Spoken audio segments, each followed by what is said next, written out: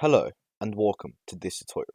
In this video, I'm going to show you how you can access Microsoft Bing.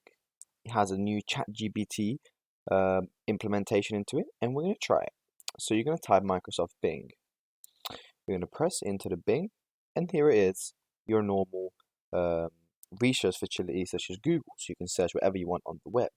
But there's also the new Bing. If you press the Learn More, you can ask it anything, such as ChatGPT, allowing you to create a three-course menu, help advise for your anniversary trips. So it's basically like using ChatGPT but using Microsoft Bing. So you sign into chat, and you are on the waiting list. You can access the new Bing faster if you wish so, but you will need to install the Bing app. To make sure it works, pick an example, press try on Bing, and if you see on the right side, it's going to tell you everything there is about what you've just researched. Thank you so much for watching. If you enjoyed, please like and subscribe, and I'll see you soon.